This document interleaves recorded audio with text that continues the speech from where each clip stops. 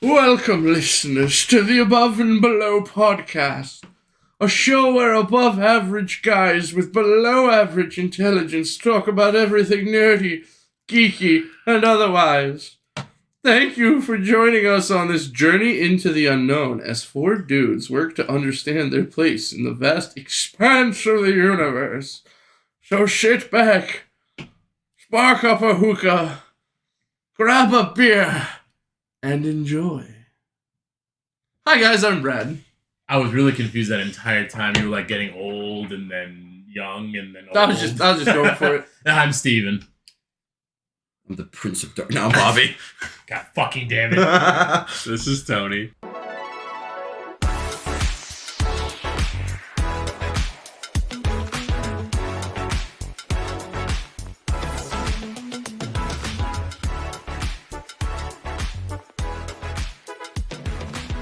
Bobby's been on some shit all day since we got here. He's just like being a fucking asshole. Brad, And I can't tell if it's for the memes or not. Your intro reminded me of like a DM not being able to maintain character. Yeah, right. Just like forget the voice halfway through. So before we start, I want to say something about last week's episode. So we may have said some things about Palpatine and him creating Anakin through the Force, but here we pride ourselves on being alpha nerds, and that's just not true. Turns out that's not how it worked at all, and we can go fuck ourselves. So, anybody want to take it away?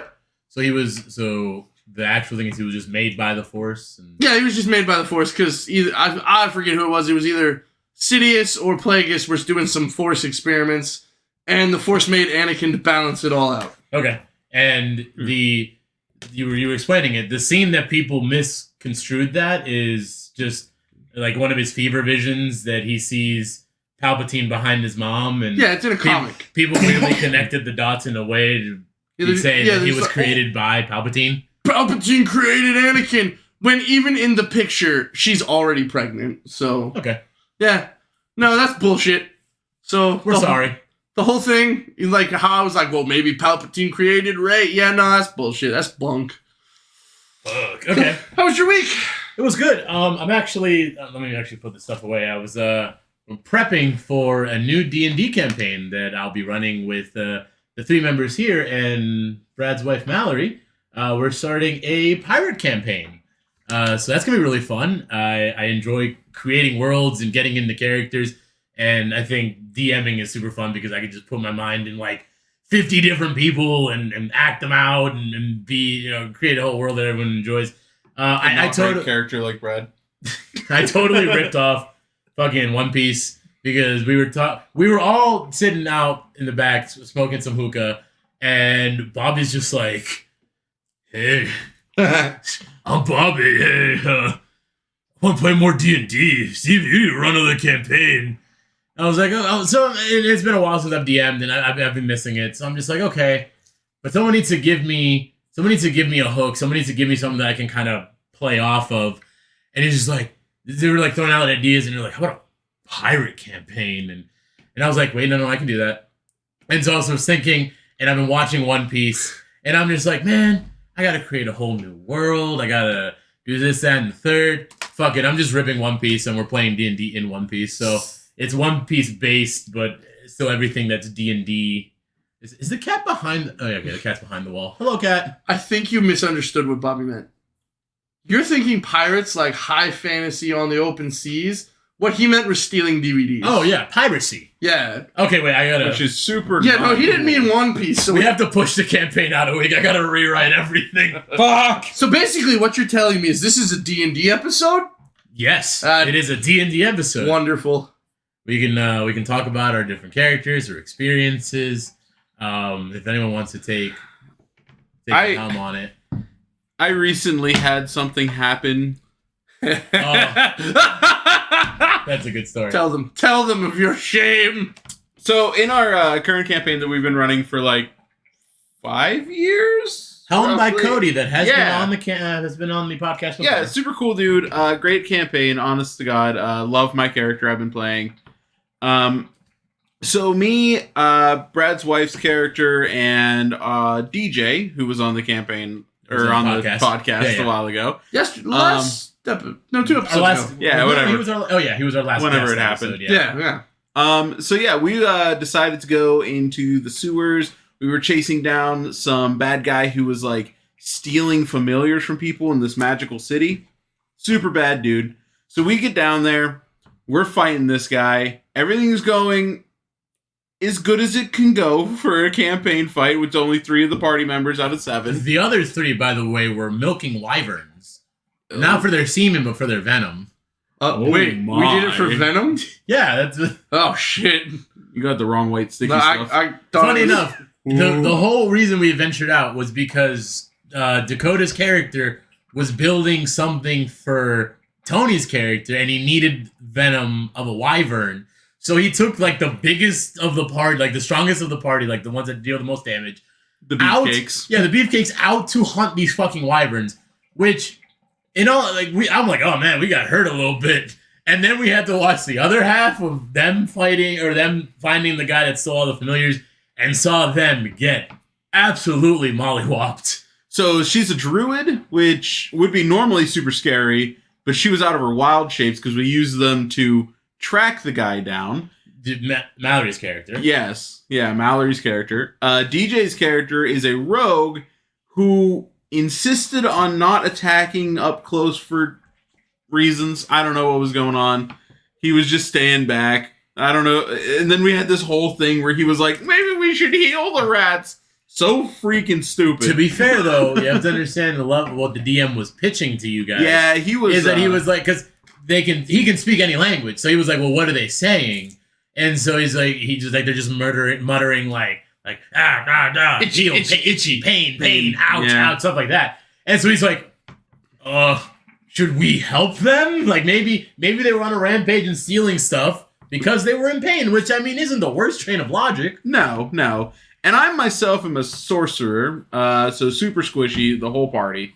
And it was a rat king. Yeah. With like 400 additional rats. They didn't know that until it was utterly too late. Like, yeah, we walked in the room, rats covered the door. It was technically Cody homebrew, too. Was it really? Yeah, he was the whole monster. Yep, there is no actual rat king. He created the whole thing as a super pain in the ass monster. It's really cool. It was really cool to watch. I mean, I don't think it'd be fun to encounter, but it was cool to watch you guys suffer. During the fight, it knew how to cast counter spells, so we were playing Magic the Gathering with 2 blue players. I did see that. Great. You guys did get into some counter wars. That was fun. But as the fight progressed, we were whittling it down, and all of a sudden it turned its attention to me and decided this motherfucker needs to be dead. So it came at me with everything it had. I went down. I got back up. I was like, all right, round 2, let's fucking go. It then hit me with a finger of death, turning my body to bones. Yep. Killed the shit out of me. Absolutely dead. So they finished off the monster because by that point we had it pretty low. And the only spell that we had to cast to bring my character back to life, unfortunately, was reincarnate. Yep. So Cody's like, roll on the table, see what you come back as. I was a half elf prior, so I came back as a high elf. Not the worst. Upgrade. Honestly, not the worst. It could have been much worse. He was toying around with the idea of forcing me into a hill dwarf, and I was really not about that. That would have been funny. Imagine a hill dwarf. Aren't you like... Oh yeah, my character... large? So I'm a wild magic sorcerer in particular. My second roll on the wild magic sorcery table, I rolled into increasing my height by a d10, and I ended up with a 5'11" or 6'11" half elf. Yeah. And so you came back as a... So I'm a high elf who's the same height. But Cody threw an extra little twist on it. It was super fun. And made me roll a d4 evens and odds for gender. And now I am a woman. So you were... What's your new name? Because you were... So my name prior was Theron. And now I'm Thera. We call him Theronda. The funny thing is, though, is the joke has been... since the beginning, is if Cody kills off my character, I'm just coming back as the same person with that's female instead, and my name's gonna be Theronda, and the motherfucker ended up having the meme come to life. That was great. my god. It's funny how the dice work like that. Oh man, It's not. It could be worse. I'm alive still, so. Oh, my character's gonna fuck you. You should give a little bit of backstory because your character was with us for a while and then you died. Yeah, so I had a character. His name was Aldax. He was a super edgy rogue, but Way too edgy. He ended up rogue. selling his soul to a dark god, and at the end of Act 1 of our campaign, I beat my big bad, and I attempted to purify my soul by jumping into a pit where a silver flame purifies you if you're, fucked up. Well, halfway down before the silver flame started purifying me, the evil god that I sold my soul to was just like, nope, you're mine. So I'm super evil, and my whole thing is killing my brother, which is we're blood brothers. We're not actually brothers. Yeah. So I showed up to the fight because the god told me it's not his time yet. So I showed up as my evil character to help, but the motherfucker died anyway. And I was laying down damage. Like, one of my rolls, I did like 78. Yeah, you rolled like, was it 10d6? I crit on a sneak attack, which is Yeah. 8d6 plus my d6 for my damage die. So it was 9 doubled. So That's I rolled awesome. 18d6. It was, oh god, it felt so It was good. honestly a hell of a hit. I can't tell you how frustrated my character always is with these two assholes because he's a paladin who worships the god of the waves, and it was started as a joke because I didn't know what god he would fall under, so I was like, oh, he's a surfer, bro. This god's name's Brah, and it just became that. So he always, because you sold your soul to a devil, Brad, and you sold your soul to some fucking thing. Yeah, Tony. the Raven Queen. Yeah, so my character always has to get on his high horse. He's just like, we need to stop selling our souls to things we don't understand. In fairness, I haven't done it again. Yeah, because you've already sold your soul. Like, you don't got another soul to sell. Bob, you got anything? Yeah, all this demon selling, soul selling, Yeah, oh it god. really pulls me back to the story that you've previously told. Not told, but mentioned about a campaign that you had been or still are running. I play a changeling rogue in this campaign. Oh, do you? Yes! Interesting. What happens? Well, see, this changeling rogue was a very well-renowned fashionista under the alias of some other fucking name I don't remember at the moment. And she was known all throughout the kingdom, or wherever you want to call it. And changelings aren't liked in the city. Once, with such success comes competitors. And certain competitors are petty as hell. This one dude, he figures out that my guy is a changeling, outs him, gets him sent to the sewers, or he escapes into the sewers, shop, everything he owns is burned down, all this shit.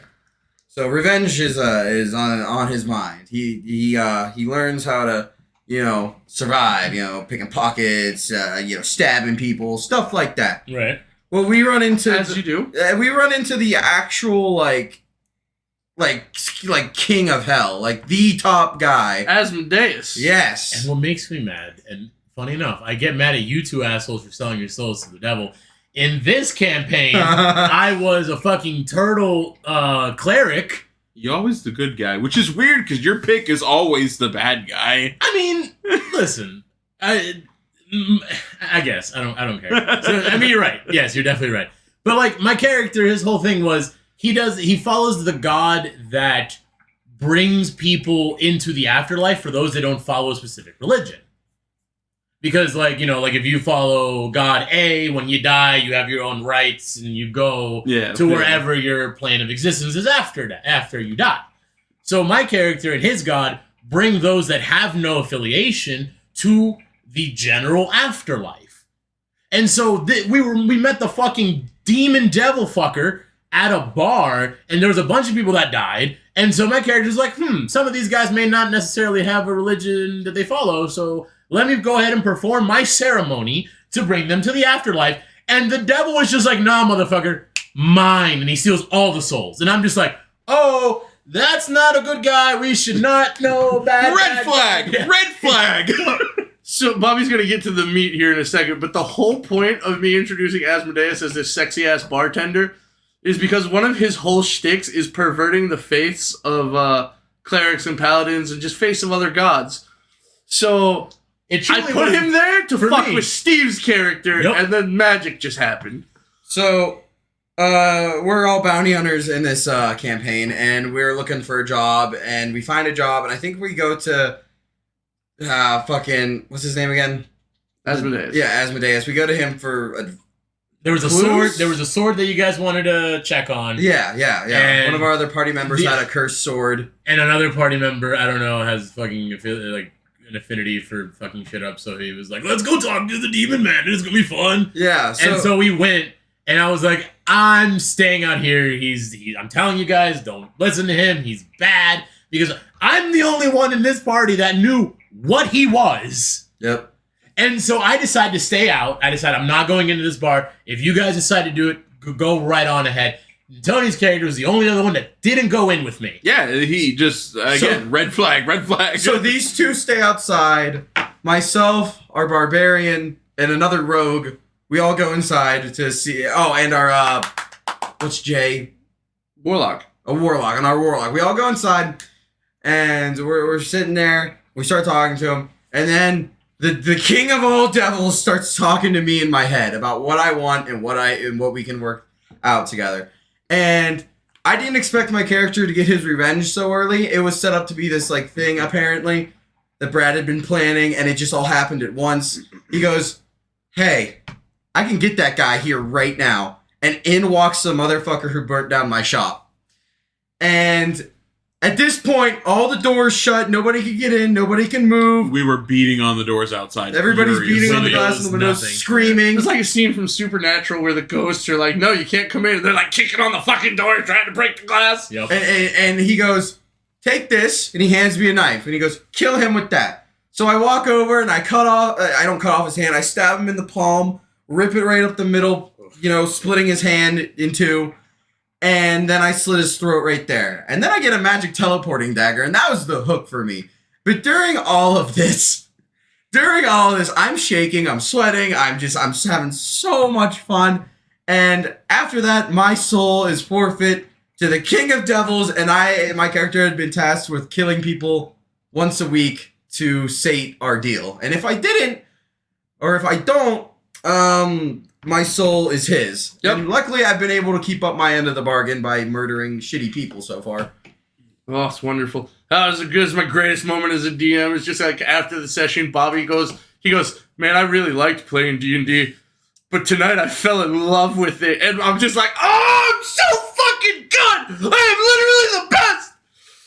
I think we talked about this slightly. That was like back on podcast. I was like, it makes me feel like shit because your first campaign you ever played was mine, but it basically ended like 2 or 3 sessions. did. in. Unfortunately, yeah. That was a really fun session. Speaking of proud moments as a DM, that campaign has my favorite DM thing I've ever done. There's 2. The first, and they actually have to do with both of the Titans or the big bads you guys are dealing with. Tony, I think you're the only one that remember the first one. You 2 were in for the second one, but battling the Ice Titan when you guys went to war with him, and you guys were basically doing like a giant charge, and you guys were riding the giant jackalopes or whatever they were. Yeah, that was running great. through giants and like all the battle stuff. It was so well played. Like, you did such a good job of setting up like a big war scene, and it felt like we were really in the shit. And my favorite character, I actually got the idea for his voice because of we were talking about when you guys were doing the abridged stuff. They did I think it was Team 4-Star did one episode of Attack on Titan. And there was one guy leading the charge to all of the underlings. And he speaks like, "All right, today we will go and attack the Titans." And so that stuck with me so much that anyone that's leading a charge in any of my campaigns has to have that goofy ass voice. So they're about to start charging into the giant battlefield before the cathedral that the Ice Titan created. And so he's like, "All right, today we will lead a charge against the Ice Titan. You are ones that'll battle him are on our fast jackalopes. This is how you use them." And he would like instruct them on what they needed to do to make them do things. And It was honestly great. And then the battle was super fun, and it ended up your character almost died. I did. I almost got power word killed. There's this whole thing where there's the actual evil mastermind is trying to absorb the Titan's powers, and they beat the Titan. The Titan gets up before he's about to die, and power word kills Tony. And I made it all thematic. I'm like, everything slows down. You can see the energy beam coming from his finger. You feel someone grab your shoulder and throw you away. And you see the big bad return it back to the Ice Titan, and that's what kills him. Like, that's what fully kills him. It was a lot of fun. It was so wonderful. I know the voice you're talking about because you do it a lot. Yes. Oh, I love that voice. When you said Attack on Titan speech, I'm thinking Erwin's speech. No. He's like, my soldiers dropped. And I'm just like, God damn, that must have been intense. And you're like, all right. And I'm just like, oh, God. No. So the abridged scene is right after the one wall comes down and they just became fresh recruits.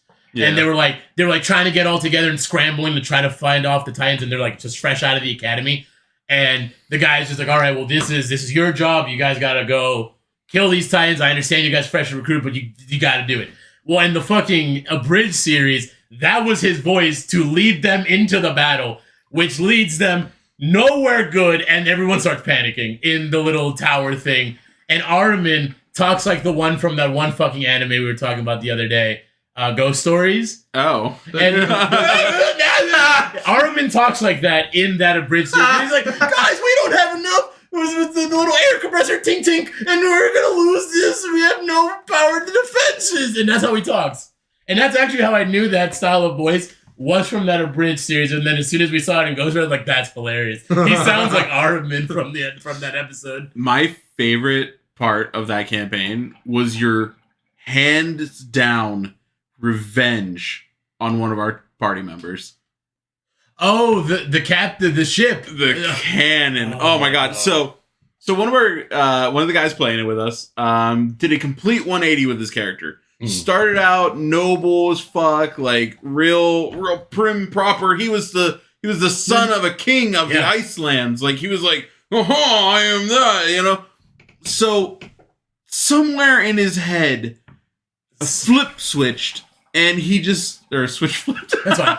We got you. I do that all the time. Something flipped in his head, and he just decided, I'm going to be a giant douchebag. It started with the Ice Titan. It did. Because he was like, you guys interact with him, and the whole thing is that they've come back from their slumber, and before, in like long time ago, they were the rulers of the land. Yep. And so when he came back, he was just like, he had the whispers of the sweet nothings from the actual he had like a god complex. And then he's like, oh, wait, no, I'm not the Ice Titan. This isn't my land. I own everything. I am a god. And so he had that air about him, and that's what I was like bringing up to you guys. And the entire time, the motherfucker's like, little dick. You know what I think that started from? Is because one of the players in the campaign, Tintin, he was our first guest. He couldn't always make it to every session because he lives kind of far away. So he would let me play his character for him for continuity reasons. Right, to have him there. And he was a big stoner, so it was just like, oh, he got high and new personality took over or whatever. And I showed up playing the character, and I have a big personality when I play, so I'm playing it, and I'm being funny with it, and everyone's having a great time laughing. And I think he wanted to emulate that because I was having, like, everyone was having so much fun, like, laughing at the things I was doing, that he was just like, oh, well, this is the way I should be playing. Yeah, I mean, possibly. I don't know what it was, but either way, we get past the Ice Titan, which ended up having a great, like, sad moment afterwards where the Ice Titan came to himself. That he ruined by calling him a little dick afterwards. Yeah, because he came down with his brother, who was the first Titan to die, and he was just like, he came to a moment of realization, like, oh fuck, I was completely tricked. I'm a fucking asshole. I'm so sorry. Yeah, it was super, like, it was emotional. Well done. Well done. And then he was just honestly. hey, bravo. You little dick, you got a small penis.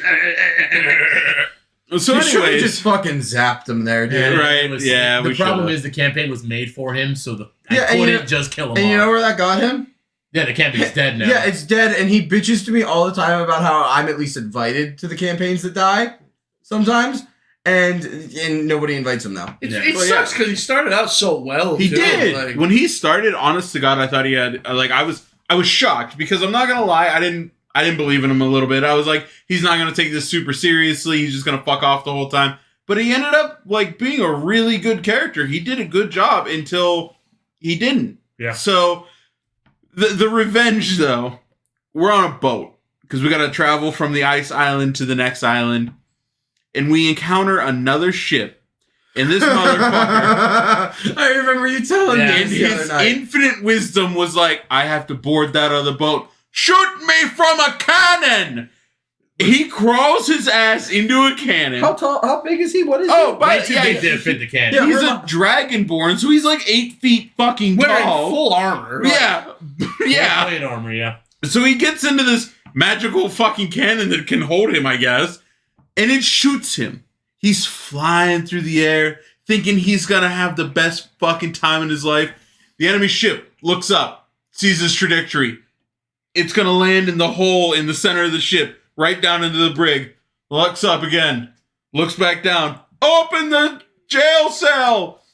Flies in, lands in the jail cell, shuts it, locks it. He's done. He fucking lost. And the worst part is, the way that was gonna happen, since none of you guys had any like ship experience, you guys hired a captain who, this guy was the captain that was following you guys was actually just a really close friend of his, and they've known each other for years. And they they pick at each other, like to be assholes. So they shot a cannonball clear over everyone's head, knowing that it wasn't gonna hit. To kind of like, oh my god, we're being attacked, and then when they board, they're like, ah, you fucking asshole. Yeah. And it'd be like this nice little meeting thing. We Like, had a great time with them afterwards. yeah. It was No, fucking but then he funny, almost though. killed the fucking captain's bird. That is true, yeah. Because he got mad that he went to jail, so he started like casting his ice breath, and he got the bird. Oh, what a dick. Oh, but my favorite revenge I got from him was later on when you guys met the Chaos Bane, which has become my character that jumps different campaigns that I'm a part or that I play. He's chaos. Yeah, so he's just Makes like, I'm sense. in this world now, time to fuck shit up. And that's just what he does. He has no bearing to the story, he doesn't advance plot, he just wants to fuck shit up. That's what he does. And this campaign was the first time he was a part of. So you guys are traveling to the new land, and you guys see this random person you didn't see before, and he's kind of being all shady and shit, and he puts everyone in a trance. And then you guys enter the Chaos Bane's world, and he starts putting you through like the fucking ringer, doing random bullshit he just thought of and thought it'd be funny to see you guys go through. It was fucking fun as One shit. of the parts is I grab your cat and I put him on the table, and I'm just like, all right, you guys are in a world, there's a giant mountain, there's a giant cat. What do you do? And then you guys had to figure out what the fuck to do with this giant ass cat. And your cat was very nice and played along because we gave him all the pets. So he just sat there. And so you guys had to figure out what the cat wanted. The cat was just hungry. You guys had to get a giant fish.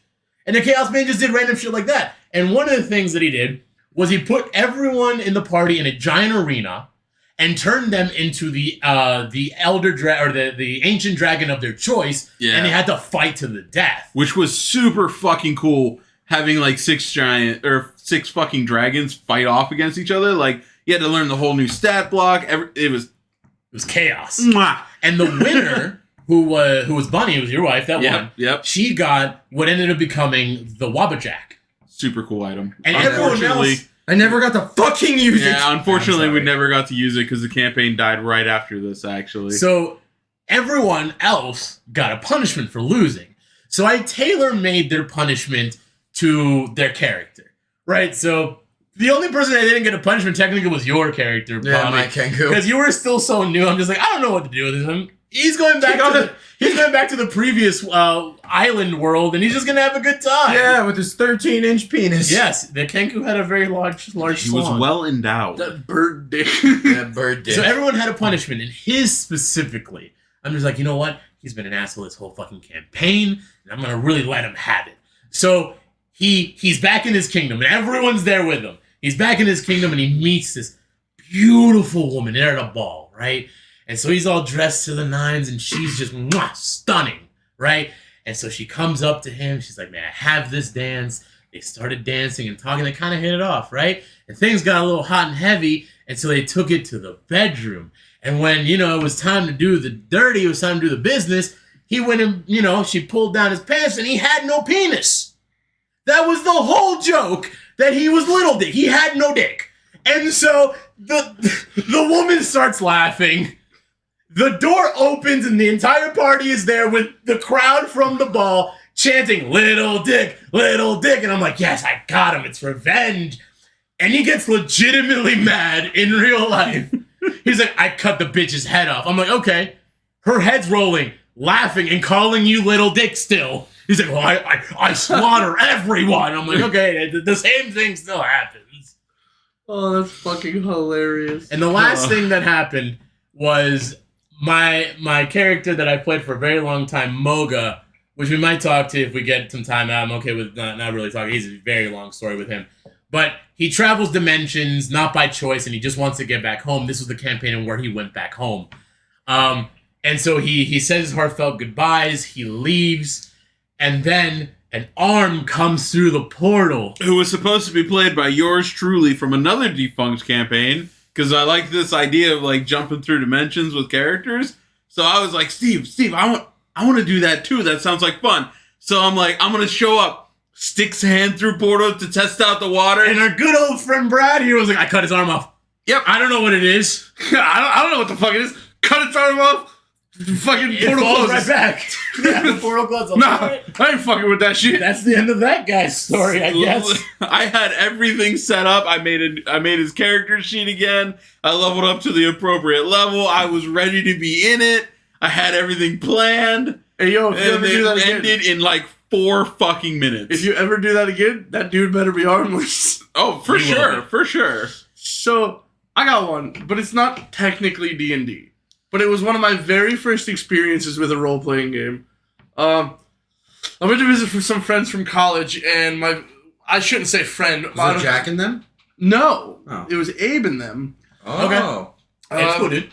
So we decided to do this one dude's homebrew D6 system and play like this Eldritch horror-y type game where we're all police investigators and 2 of us have magic powers.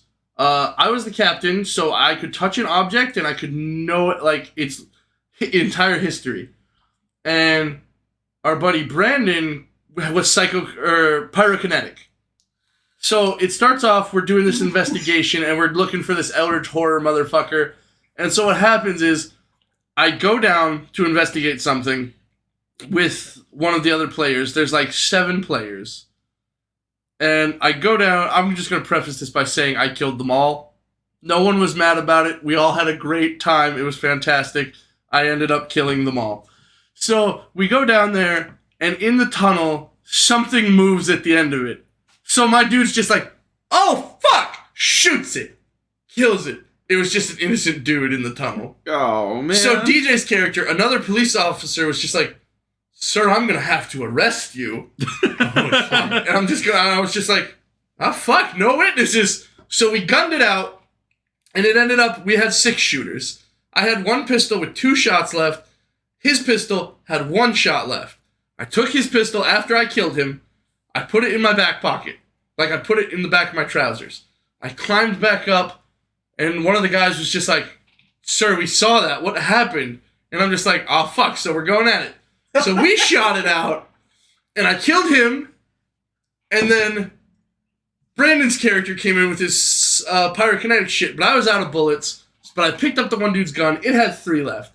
So Brandon and I shot it out, and he tried to catch me on fire, but he failed his roll, so it didn't work. So we shot it out, and I got him too.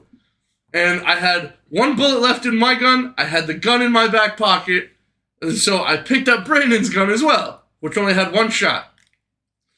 2 more guys came in, and they're just like, what are you doing? So I'm just like, all right. Oh, here I go killing again. Here we go. So we shoot it out. And I got lucky on both my shots. And I killed one of them. But the other dude, Cody specifically, who's been on the podcast, he wings me. And I fall down and I feign death. And he's the last guy. And he walks up and he goes to check my pulse. Call an ambulance.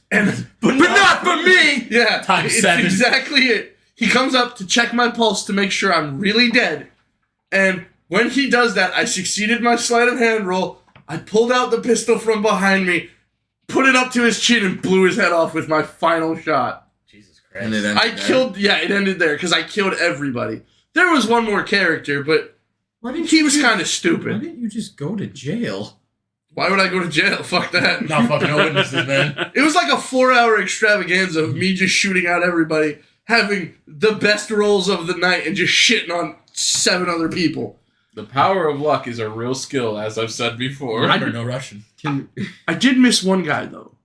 But because he was stupid, he's in a attic searching for clues. And he doesn't know. And our DM goes, the building's on fire. And he goes, oh, I look for a way out. The only way out is the window. You have to jump through it. Did he die? Well, I'm going to go downstairs and look for... You can't go downstairs. He spent 20 minutes trying to find an alternate way out of this building until the DMs literally just goes, just jump out the fucking window or you're burning to death. Did he die from jumping out the window? No, but by that time, it had been like 6 hours, so we're just like, no, we're calling it. Okay. I'd really like to talk about the characters we're creating for your campaign tomorrow, Steve. Yes. First session 1 is tomorrow. I would love to, because I'm so excited about this. You have no idea. The moment, I remember I was a bit blasted out of my mind whenever this was all coming together. And as I'm sitting there and I'm just like, oh my God, pirates. And I'm thinking of Treasure Planet, but then my head goes straight to Black Flag. And I remember in the trailer, Edward pulling all these pistols and just shooting fucking air. Like, that would be cool as fuck. So that's where I decided to make a gunslinger. And oh, I love it so much. He's a feral tiefling, so he can fly. So my objective is to get a third gun at some point, which shouldn't be too hard to do, and just use both my hands, my tail, and shoot guns everywhere. He's a drunk who is a part of the You're Marines. using the tail. I didn't know about that. Oh yeah, I haven't told you about that. Not the tail. Yeah, I want him to use his tail to shoot people. So he's like Zorro, but with guns. Yes. Yes. I have 3 swords, 3 guns. Yeah. You should put one in your mouth and just use your tongue to pull the trigger. Shoots own ear off. Shoots horn off. Ah, fuck, who could have saw this coming? So I'm super excited about that. He was a part of the Marines, and he left at an early age because he was seduced by piracy. And he's mildly a drunk, and I'm just so excited. I have a voice picked out. I'm so excited to interact with the captain that Steve has told us about intensively at this point. I'm so excited. I'm shaking right now. You have no fucking clue. I see these guys. These guys have a campaign every Tuesday night. And it's like with everybody. But it's with a lot of people. So understandably, I just can't jump in. And that's A-okay. However, watching them all just get into it is some of the most magical and fun shit I've ever seen and that I've always wanted to be part of. And I'm just looking so... Oh, I can feel it in my nuts. Yeah, no, our campaign's super magical. I'm a woman now. I promise you 100% that with Steve as a DM and me playing with you, we will make this enjoyable for you. So I hope it is. Tony's not going to add much. You're All right, Brad. You're just going to die and become a woman. The table's been turned. You're gatekeeping me now. Oh, you're gonna gatekeep him? You piece of shit. But seriously though, I honestly take it though like childhood wonder I see from your eyes. Yeah. No, like seriously, like someone like getting into something new, you're just like talking about it all the time, you're excited, you're asking questions. That has literally been my driving force the last 2 days to make sure this is ready. Yeah? Yes. So, Brad, who are you playing? I'm playing, so since we're kind of pirating the world of One Piece, Yes. Oh my god, we're pirating the pirates. I'm playing a Triton, technically, but for flavor, I'm a fishman. I am a Coelacanth fishman, wizard necromancer. Skeleton pirates. Skeleton pirates. Skeleton pirates! I'm That's a great. fish who makes skeleton pirates, and I'm just fucking wet about it. You ought to make like little like Pun intended. cartoony fish bone things come to life and just be fucking annoying. Oh, shit. like they a eat little fish. marionette show. Like, Yeah. Eat a fish because, that's what you probably have out in the ocean. And he's like, a little skeleton just flopping his ass around. Man, But, it should be a lot of fun. yeah, no, I get so into it. I'm like, man, because we had a campaign before this that died, unfortunately, because somebody had a baby. Yeah. Oops, my bad. Somebody's penis had to sneeze. And I'd be more mad about the tissue that caught it. Yeah, no, because I'm pretty sure it filled the entire bedroom. This fucking large penis. Yeah. Yeah. Come literally drained out. She's like Professor X. She just has a hover chair that she floats around in. Yeah, no, but yeah, unfortunately that campaign died. It did, and I was so excited for it because like you were messaging me and you were like, "Hey man, help me create this," and I was just like, "Oh, storytelling purposes." And I really got into it. We created this whole thing, and we got one session in. I think it was two actually. Was it two? Yeah, because we. Oh yeah, because the first one was coming in, the second one Yeah. was the ball. Yep. Yeah. Yeah, and that's when you met the big ass king or the new king, and he did like that weird shadow thing, and he completely murdered some guy that was coming to fuck Just shit kept up. getting cooler and cooler, And then it the just campaign ended. died. Yeah. So speaking of Stargate, Tony, what's your character like? So Hey, what? That's my joke. Don't I'll kill you. don't gatekeep jokes.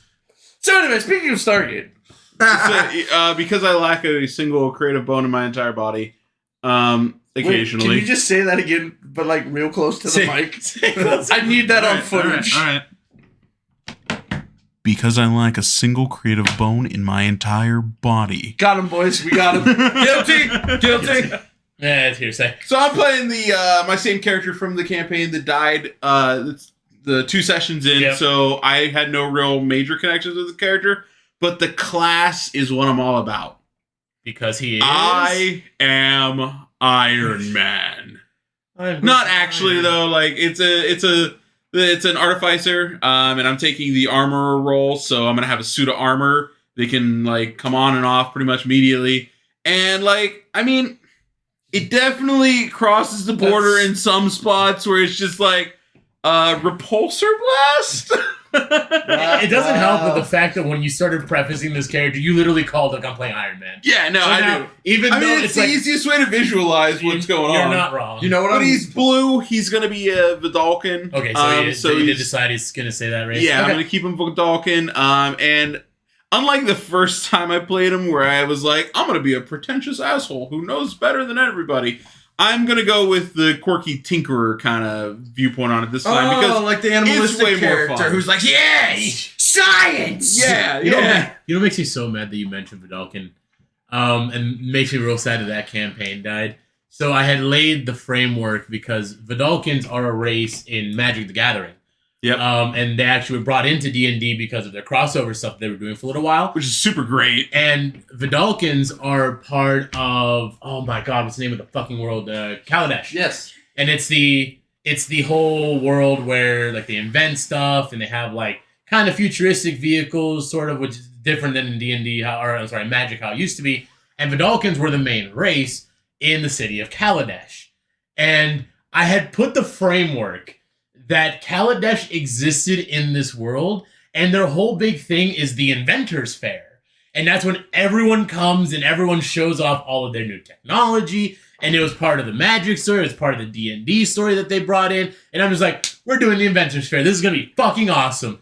Died in 2 sessions. We didn't even get to Kaladesh. You know what I'm Yeah, not and gonna my do? character as an inventor, it was gonna be super fucking awesome. Right, because you guys were a part of like the King's crew, and you had met a couple of Vidalkins, and they were like, Yeah. oh, have you visited the world? Because you were like a part of this mainland, but you were brought there. Yeah, so I you was didn't like know a- you I was like an weren't orphan. originally. Yeah. So you didn't remember anything from Kaladesh, and he's like, you should come to our Inventors Fair, and that was like the whole big Sorry. thing, and we never got to it. You know what I'm not gonna do? That I feel is a small curse.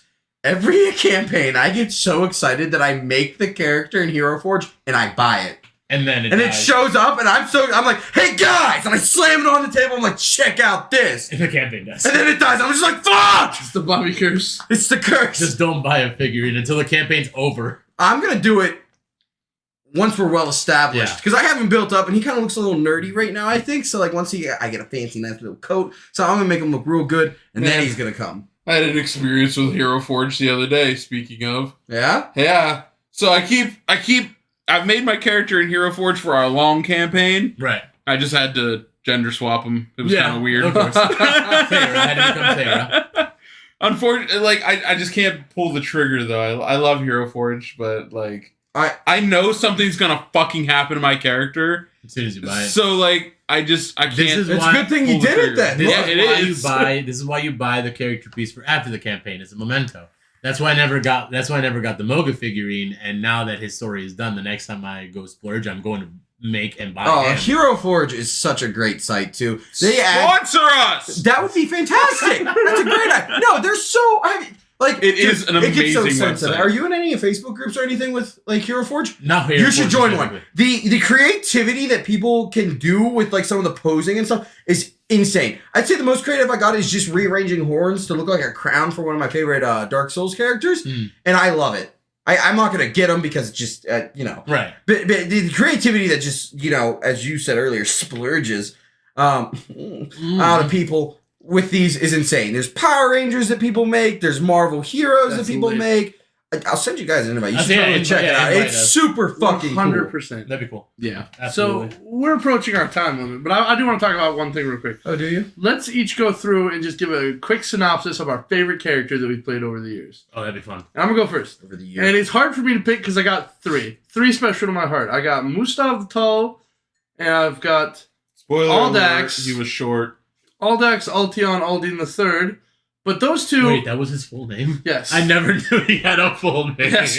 So those two are very special to me, but they're like typical D&D characters. Like the dwarf's just like a surly fighter, and Aldax is the typical edgelord rogue. But one of my characters I play really stands out to me, and his name is Tullius Goldcrest. He is a flamboyant silk merchant paladin just trying to avenge his wife's death because his son went crazy and became a chaos god and killed everybody. Oh, finally What I have campaign to know the was this? backstory. It's the Jersey campaign. Okay, I've heard of Tullius before. Yes. He was in your campaign. He was. Yeah, I was gonna say I remember this recycled kind him of for story. Yeah. Yes. His god is his own son, and that's where he gets his power, and he's just my favorite character to play. He's very cool. Because he's so different from what I normally play. He's just fucking walks up to somebody and just be like, "Oh, what fine silks are you wearing this evening?" And just, He was in the campaign that Yep. died in 2 sessions, Yep. right? Because Yep. I remember you were Yep. going off about the curtains when we walked, or the drapery. yes, the drapery. I do remember that. So, but he is my favorite. You want to go next, Tony? Yeah, I mean, mine's been the one I've been talking about this whole time. Theron is my first D&D character, and I put so much of me in him when I play him that it's just my favorite. He started off as a orphan boy. I'll put Never a little knew bit his. of me in him later. Ooh. Yeah, I mean that is reasonably possible That could now, happen as he now. is a female. He's not a female. Everybody's gonna game. But I I put a little bit of me in it. He started off as an orphan boy. He grew up on the streets with Aldax as his brother, and he had sorcery abilities, but not like super strong. So he performed street magic. His background is a performer. He did street magic for people, while Aldax, his sneaky brother, would go in and just like steal Rob 'em people. blind. Yeah, it was like a whole thing. What a racket. And Oh, then shit. the first time I show up, my very first time I Wild Magic Surge, I'm walking through a dark alley and I bump into somebody, Wild Magic Surge on the spot, and my clothes pop off. And it happened to be Brad's wife's character. Is that where the love story That's where it fucking starts came with. from? Yeah, Was because that? my character has honestly, out of spite for Brad, my character has an entire love story arc with his wife's character. It's hilarious, but it's over now because you're a woman. Well, we'll see. So before you do yours, so I know what yours is, and Oh, he's like of your love child, and you get very passionate about him. I love I'll that. do mine real quick. I haven't had a chance to play a whole lot of D&D, so a lot of my characters I make very quickly, and I love all of them, and they're all very similar in terms of classes. They're either a ranger or a rogue. My first character was a Kenku named Shattered Glass. And he was created on the spot, so I don't have a whole lot of attachment to him because I just wasn't able to make him how I wanted to make him. The second character I ever made was Vitsirk Alvison, And he was a shifter who was based off of these tribes, and it was very Viking style. And I loved him because of all the story that we created with Steve and his this world. He was a ranger, very excellent marksman, and that's about it with him. That's literally about it. Unfortunately. For Brad's campaign, I already spoke of him being a changeling who was. I love the backstory for him because it feels very unique, and just cool. And he has a very good sense of style, but he doesn't get to display that much because he can't. A character that I had made, and he's in the back burner right now because there hasn't been a campaign that I can bring up with him. His name is Meros the Mischievous. Oh yes, and he is a fairy ranger swarm keeper. This motherfucker... Not the bees! No, worse. No. Oh. So this motherfucker was a shithead in his village. They kicked him out, so he's having a hard time surviving because he's a shithead and he doesn't know anything. He finds a swarm of moths feeding on some clothes that were just discarded along the path. And he has moth-like features. He has the antennae, he has moth wings, and he goes up to these guys. He's like, I'm your god! It's me! Look at me! Guys, I'm your god! And they're like, shit! So that's how he got his swarm of moths. They're called an eclipse. An eclipse of moths that follow him around and do whatever he wants because he has tricked them into thinking that he is their god. He's the Mothman. He's Mothman. Yeah. Yes, Mothman. I absolutely love him. I haven't done anything with him yet, and I can't wait till I can. And I feel like I'm going to fall in love with my pirate Henrik. The tiefling. Here, in case this is me cheering on the campaign, we're gonna play it at least once a month at minimum. But I desperately want this one to last because I hate prepping a campaign and then it just die. Thankfully, we got people who are like committed. This time. We got. And there's no babies on the way. Yeah, hopefully for sure. Knock on wood. Guys, I've been waiting to tell you that. I'm kidding. Tony, you're gonna be an uncle. I'm already a dad. Woo! Oh god, 2 kids running around that house. Guys, my sister's pregnant. I'm gonna be a father. So I'm gonna keep it brief because yes, I can get really passionate about this guy. And I mentioned him a couple times in podcasts before. And that has to be my first character I ever created, Moga. Moga started off as he's an orc barbarian, and he started off very edgy. Which is weird, right? Because you guys have seen him later on, and he's not that. No, not at all. So he started off as an edgelord because I didn't know what I was doing. I was invited to this D&D campaign. The DM was just like, hey, this is gonna be fun. I think it's something you'll really enjoy because you're a nerd and you like magic and shit, but you're probably gonna like D&D. I'm like, sure, let's play. So I created this character, and he started off as an edgelord who had like this revenge arc that he had to go through, and then he just sort of became not an edgelord. He became the giant murderous teddy bear of the party. Murderous teddy bear? Yeah, because he was a barbarian. I love he had that. his rages, right? He was really fucking powerful. But he was just like the big lovable bear of the party. He cared for his people. He loved animals, and he had a tune with a bunch of animals. By the end of that first campaign, he had a bear, he had a rhino, he had a little lizard companion that would be on his shoulder the whole time. That was his thing. And towards another campaign that one buddy got into, we're not going to get into it too much, but it ended up ripping the fabric of reality, which is why he jumped into that campaign and why he hasn't been able to go back. So I was kind of using Moga as placeholders for campaigns that I couldn't make up a character. So I'm like, oh, he's dimension jumping. He's going to go to another dimension. And he's going to go to this world. And he's going to be in there for a little while. He's going to go into this world. And the Titan campaign is the one where he finally went back home. But he's just... Words do not describe the love I have for this character. When I took him home, I had literal tears in my eyes. And cried. I wasn't acting it. Yeah, I know. I truly was emotional. Made everybody else feel that the character was finally going home. He had this whole backstory. We had an adopted son that he left behind. He had a kingdom he couldn't take care of because he was just gone, and he just wanted to go home. And every world that he went into, he's like, well, I have to find a way to leave this world, but I'm going to try to help. And that was his whole thing. He's like, I'm here to help. I'm here to fuck shit up with you guys, but eventually I got to leave. I got to try to get home. And he finally made it home. And I just remember saying my goodbye. But I wasn't saying my goodbye as the DM talking as Moga. I was saying goodbye as Moga, where he finally went to his world. And honestly, is the reason why I'm now writing a book where Moga is the main character, and I'm gonna create a whole new story with him, and it's just he is truly what made me fall in love with role playing. He is that guy. I need that. Everybody's got their one, you know. I And you'll need get that. it. You'll get it, man. It'll happen. All right, you sappy fucks. Let's fight about something. And French fries. What's the best French fry? Crinkle cut. What the fuck was that answer? Look, You can't see this because it's obviously audio, but if looks couldn't kill, he would be dead because fucking Bobby has killed him with his eye a daggers. perfectly done crinkle cut French fry, crispy on the outside, soft and warm and just fluffy on the inside, with those nice little divots, which are perfect for ketchup. Listen. What? I don't even know if I have a favorite French fry. What I do know is how wrong you are. I'm going to tell you how wrong you are. When was the last time you guys had a good crinkle cut fry? You recall it!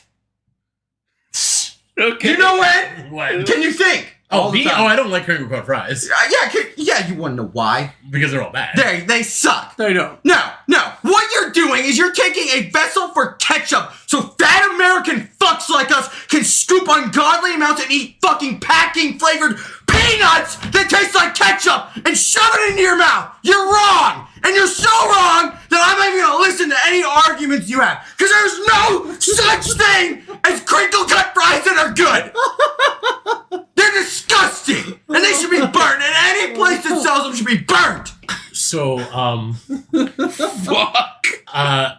you mentioned ketchup, and this is the same argument I have with cookies. If you need milk to make a cookie good, that's a bad cookie. If you need ketchup to make fries good, it's a bad. No, you don't French need fry. them to make it good, but fries were created as a vessel for ketchup. No, they weren't. Yes, they were. No, they weren't. Yes, they were. No, they weren't. Nobody made fucking ketchup, Brad, and went, man, I really want to eat this by the spoonful. How can I do that without looking disgusting?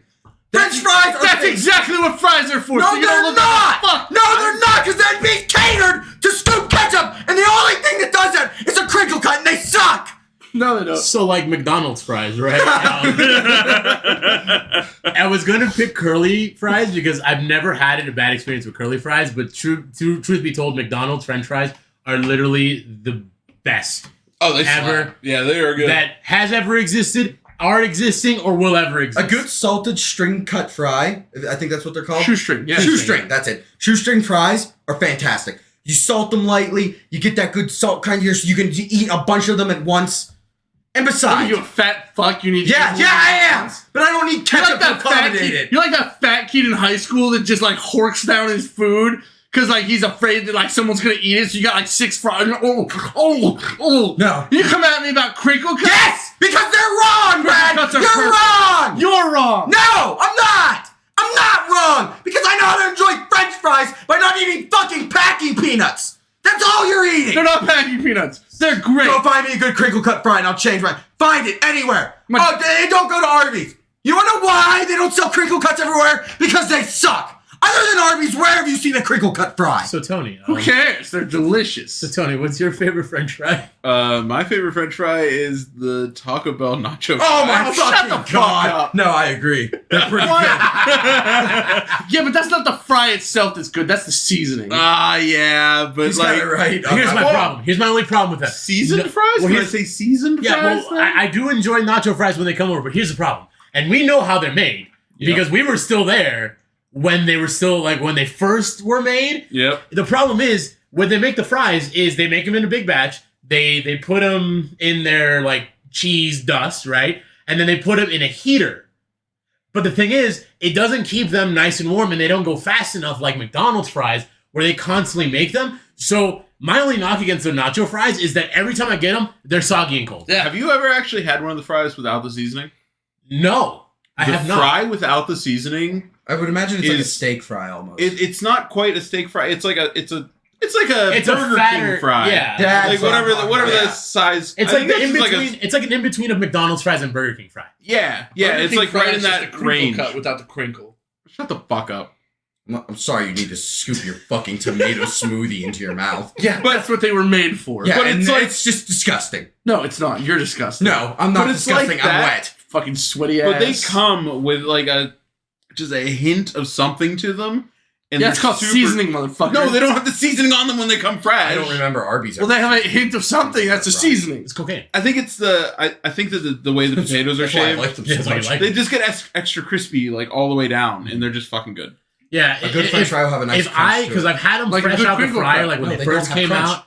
You're not eating the right crinkle cuts. Because they don't sell them or make them anywhere where they're good, Brad! I will make you a good crinkle cut. So Taco Bell, when Do they were first Yeah. coming out, I remember that they did this whole thing for the employees specifically, Yeah, where they fried them. We all learned how to make them because this was big change for Taco Bell. yeah. And we learned about their little platter with the meat and the cheese and all top. And when they were fresh, Amazing, fantastic. truly God's gift. But if you don't get them fresh, which 90% of the time they're not, I mean, they're still They're- really they're good, mid. even if they're soggy. but they're mid. I like the cheese sauce, but I can't say they're a good fry. I like the seasoning on them. I can't say they're see, but they're specifically like a the fry. only fry that, other than like McDonald's fries, I'll give you that. McDonald's fries hit different, but like they're one of the only fries that even if they're fucking soggy and moist, I'll eat them without the cheese sauce. I don't dip them in fucking anything. They're that good. So, from what I'm getting from all this fighting, You guys are like Aslan in the Chronicle of Narnia with these nacho fries. You're like, do not cite the deep magic to me. bitch. we were there. We were there. It was written. We were there when it was Bobby, written. what's your favorite fucking fry? I don't know, man. I'm not a huge like fry man, actually. I feel like it's crinkle. He's- He got so passionate No, about it. if I were to pick your favorite French fry, it's the nacho fries. Yeah, I think because so. you always get super excited for them. yeah, I do. Seasoned fries are good. You know, I can't be too big. Shoestring fries, they're great. All French fries are good except crinkle cut and sweet potato fries. Well, that's not true. Oh, I like French. I like Sweet sweet potato- I have a fries are so vendetta good. against them specifically. In school, they were giving them out, right? And I didn't read the menu that day, so I didn't know what it was. And as I'm walking through the lunch line, I see these fries. I'm like, oh fuck yeah, seasoned look fries, good, yeah. seasoned fries. And I bit into it, and it was a fucking sweet potato. I was just like, what the? I dunked that bitch in some ketchup. I was just like, and I'm just like spitting it all over my tray. And I look at it, I'm like, what the fuck is this? They're like sweet potato fries. I'm like, I didn't eat my lunch that day. So Sweet potatoes fries are not good with ketchup. The thing that I think that would change your mind, No, honey mustard. no. that actually doesn't sound What? bad. What do you mean? I'm not no? doing it. I told you I can't just enjoy it. You can now. do it. You can enjoy them. I'm not going I to. believe in you. So, from what I'm understanding with our very passionate arguments, is that we can all agree that the potato is the perfect vessel. Yeah. Potatoes are amazing. Potatoes are fantastic. I mean, You can do so we- much with a potato. We were really narrow with the fries, but they're good in tater tots. They're good in hash browns. Good pocket They're good pussies. baked. What? Whoa. You ever Hey. stick your dick in a potato? No, it burned I like fire. That's what's. I like how you drives close, me. Good stuff. I like how you closed that up. Mine was gonna be, you know what we can all agree on? Potato wedges are garbage. But But even like a fresh potato wedge isn't bad. Yeah, fresh. It's good. Cold. No. No, Oh, yeah, God, no, Yeah. no, Fuck no. that shit.